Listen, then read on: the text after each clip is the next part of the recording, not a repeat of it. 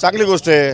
त्यांनी मुख्यमंत्र्याची भेट घेऊन आपल्या मनातलं काही शल्य त्यांनी बोलून दाखवलेलं असेल आणि सन्माननीय मुख्यमंत्र्यांनी त्यावर तोडगा काढण्याचा विचार करून सर्वांना बरोबर घेऊन जाऊन या ठिकाणी राज्य चालवण्याचा विचार त्यांच्या मनामध्ये आहे आणि ते त्याप्रमाणे करतील असा मला विश्वास आहे।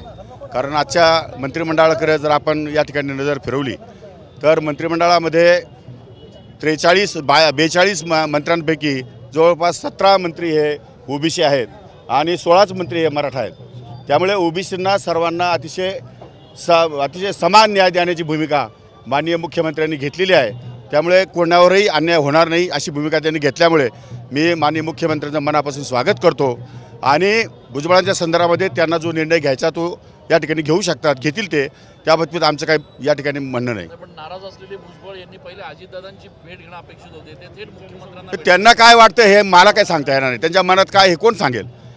त्यांना ओबीसी म्हणून ते त्यांचा पुतण्या आणि मुलगा एवढंच दिसत असेल आणि त्यांना ओबीसी फॅक्टरमध्ये दुसरा ओबीसी दिसतच नसेल तर त्याला काय करू शकत नाही आपण, त्यांचा विचार येतो। पण तुमच्या पक्षाकडनं कोणी समजूत काढायला त्यांची गेली नाही असं का? समजूत कशा करता काढायची? चूक असेल तर समजूत काढेल ना, काही चूकच नाही समजूत कशाची काढायची। त्यामुळे आमच्या पक्षाच्या लोकांना माहिती आहे कुठल्याही प्रकारची चूक झालेली नाही।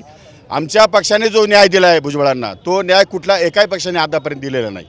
त्यामुळे चूक झाली असं मला या ठिकाणी वाटत नाही। तरी देखील भुजबळांना वाटतं आता की ओबीसींवर कुठेतरी अन्याय होतो आणि 8-10 दिवस थांबा आपण। अरे ओबीसी म्हणजे काय मला हे समजून सांगा एकदा तुम्ही। माझ्या मतदारसंघामध्ये माझ्यासह सर्व ओबीसी आहेत आणि आमच्या गावांमध्ये वेगवेगळ्या गावांमध्ये अनेक ओबीसी आणि मराठा बांधव एकत्रितपणे नांदतात, एकत्रितपणे कामं करतात, एकमेकावर विश्वास आहे। अशा प्रकारचं वातावरण महाराष्ट्रात निर्माण करणं, समाजामध्ये तेढ निर्माण करणं हा विचारच मला या ठिकाणी मिळत नाही। मी छत्रपती शिवाजी महाराजांच्या पुतळ्याच्या खाली उभा आहे। मी अनेक वेळा भाषणात सांगितलं आहे मी शिवाजी महाराजांच्या विचाराचा पाईक आहे आणि रयतेचं राज्य स्थापन करून रयतेला न्याय देणारा मी या ठिकाणी पाईक असल्यामुळे मला हे जातीवादाचं ढोंग अजिबात या ठिकाणी मान्य नाही। अनेक ओबीसी माझे मित्र आहेत आणि या सर्व मित्रांना, सर्व कार्यकर्त्यांना, सर्व शेतकऱ्यांना बरोबर घेऊन जाऊन राज्याची प्रगती आम्हाला या ठिकाणी करायची आहे। त्यांना मंत्रिपद मिळावं यासाठी आपण काही मध्यस्थी करणं अजितदादांकडे? नाही, मी काही मध्यस्थी नाही करणार। आपण नाशिकमध्ये आला ठिकठिकाणी स्वागत होतं, आता फळांची तुळा झालेली आहे, किती आव्हानं वाटत आहे तुम्हाला या खात्याचे आणि कसं तुमचं? हे बघा, हे खातं तसं आव्हानात्मक आहे कारण हे 24/7 काम करण्याचं खातं आहे।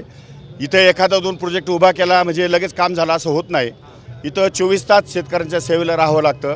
इथं औषधं, बियाणं, त्याच्यानंतर मार्केट, त्याच्यानंतर उत्पादन, त्याच्यानंतर पावसाळा, उन्हाळा, अतिवृष्टी, अनेक संकटं शेतकऱ्यांच्या आयुष्यामध्ये येतात आणि या सर्व संकटातून त्यांना बाहेर काढण्यासाठी शासन पातळीवरती जे करता येणं शक्य आहे ते सर्वतोपरी या ठिकाणी करण्याचा प्रयत्न करू। कोगाटे साहेब, कांद्याचा प्रश्न सध्या गंभीर बनला आहे परत आणि सातत्याने आपण पाहतो की कांद्याच्या लोकसभेला देखील फटका बसलेला होता कांदा प्रश्नाचा, आताही भाव कमी झालेले आहे। आता कृषी खातं आपल्याकडे कशा पद्धतीने आता? मी त्यामध्ये अद्याप फार माहिती घेतलेली नाही, परंतु कांद्याचे भाव कमी झाले ती गोष्ट खरी आहे।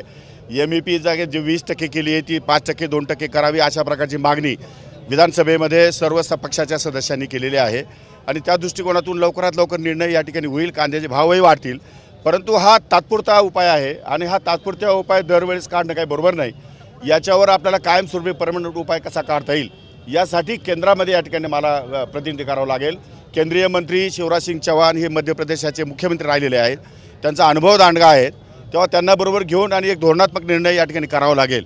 मग तो कांदा उत्पादक शेतकरी असेल, द्राक्ष उत्पादक शेतकरी असेल किंवा मग कापूस उत्पादक असेल, सोयाबीन उत्पादक असेल, या सर्व शेतकऱ्यांना दिलासा देण्यासाठी जे म्हणून करता येण्यासारखं आहे ते करण्याची ब्रीफ या ठिकाणी टिप्पणी तयार करून, मी अजून माहिती घेतली नाही, ती पूर्ण टिप्पणी तयार करून मग मी या ठिकाणी केंद्रीय कृषी मंत्र्यांशी बोलेन आणि त्यातून मार्ग काढेल। मी या निमित्तानं आपल्या सर्व पत्रकारांना आणि देशातल्या या ठिकाणी शेतकऱ्यांना मनापासून शुभेच्छा देईल की आजचा कृषी दिन आहे आणि या कृषी दिनाच्या दिवशी माझा शेतकरी बांधव, कारण मी सुद्धा एक शेतकरी आहे, माझ्या शेतकरी बांधवांना पुढच्या भविष्यकाळासाठी अतिशय उज्ज्वल असं भविष्य लाभावं अशा माझ्या त्यांना शुभेच्छा आहे आणि सरकारकडनं कुठल्याही प्रकारची कमतरता पडणार नाही अशी ग्वाही मी तुम्हाला शेतकऱ्यांना या ठिकाणी सरकारच्या वतीने देतो। धन्यवाद।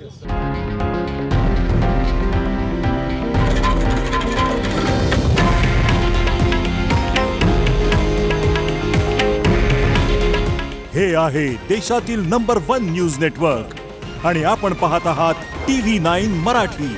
काळजी तुमची, हित महाराष्ट्राचं।